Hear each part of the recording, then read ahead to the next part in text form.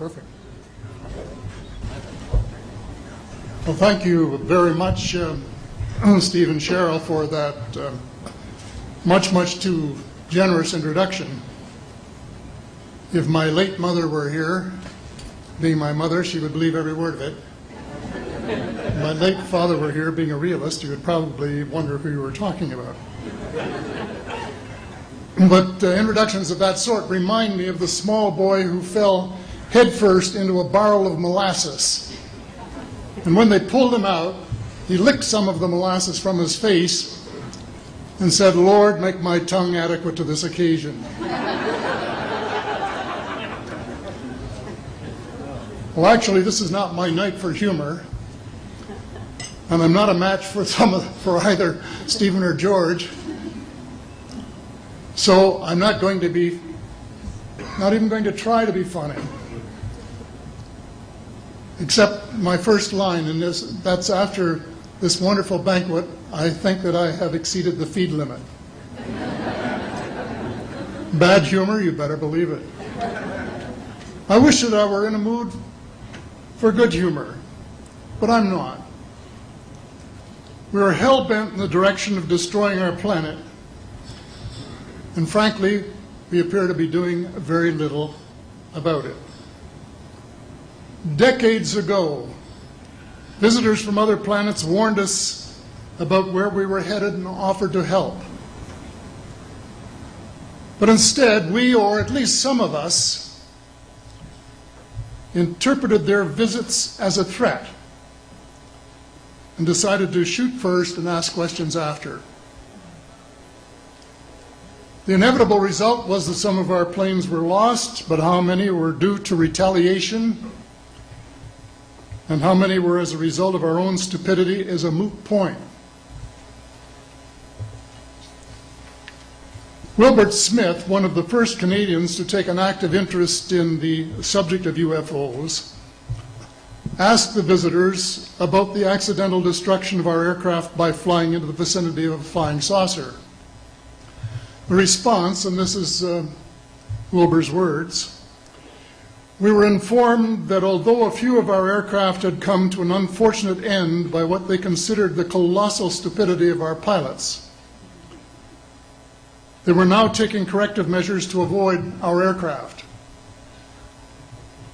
I asked them, and this is still Smith, I asked them what happened, and they said, "Well, the fields around the saucers, in order to hold them up, in order to produce the gravity differential, the time field differentials, which were necessary to operate the ship. These sometimes produced field combinations which reduced the strength of materials to the point where they were no longer strong enough to carry the loads that the materials were expected to carry." Now, as we know, aircraft, particularly the military type, are built with a rather small factor of safety. And in these regions of reduced binding, the materials are no longer strong enough to carry the load, and the craft simply comes apart. When I read that, I was reminded of the late, great soprano Lily Pons, who used to smash crystal goblets with her high C. She would direct the sound at them, and something in the sound waves would change the structure of the glass, and it would fly apart. Well, this didn't satisfy our military chiefs, who must have thought that it was more important to secure American nuclear superiority, even though using it would result in the annihilation of us all, than to take the hint and start moving the planet back from the brink of global disaster. They, the military, must have been and still are so paranoid that they feel it necessary to use the visitors' technology to fight them off, rather than welcome them as partners in development, though they may have seconded a few renegades to assist them in what can best be viewed as diabolical developments. Stephen has said that talking about UFOs is passé, and that we should be talking or limiting our talk to exopolitics. Well, Stephen, I agree with you in theory, but in reality we have a problem when official U.S. policy insists that UFOs don't exist. The veil of secrecy must be lifted, and it has to be lifted now, before it is too late. It is ironic that the U.S. would begin a devastating war, allegedly in search of weapons of mass destruction, when the most worrisome developments in this field are occurring in your own backyard. It is ironic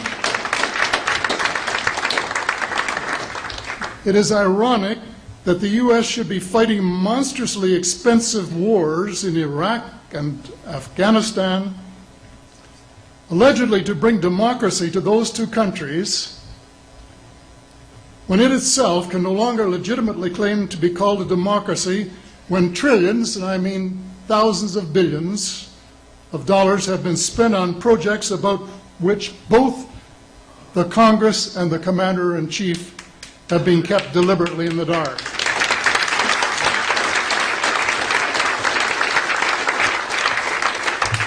How much has been accomplished in 60 years of feverish activity by some of the most educated minds in the United States?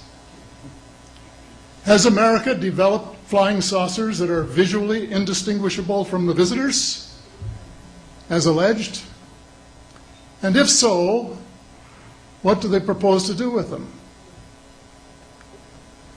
Even more critical, what progress has been made in the development of clean energy sources that could conceivably replace fossil fuels and save the planet from becoming a veritable wasteland? Well, who has the answers? Someone does, but apparently they aren't telling either secretaries of defense or presidents because they don't have, quote, a need to know. In a story told by Dr. Stephen Greer, President Clinton was asked a question by White House reporter Sarah McClendon about why he didn't do something about disclosure. And Clinton replied, "Sarah, there's a government inside the government, and I don't control it." Excuse me, doesn't the Commander-in-Chief and the person who allegedly has their finger on the nuclear trigger have a right to know what his subordinates are doing?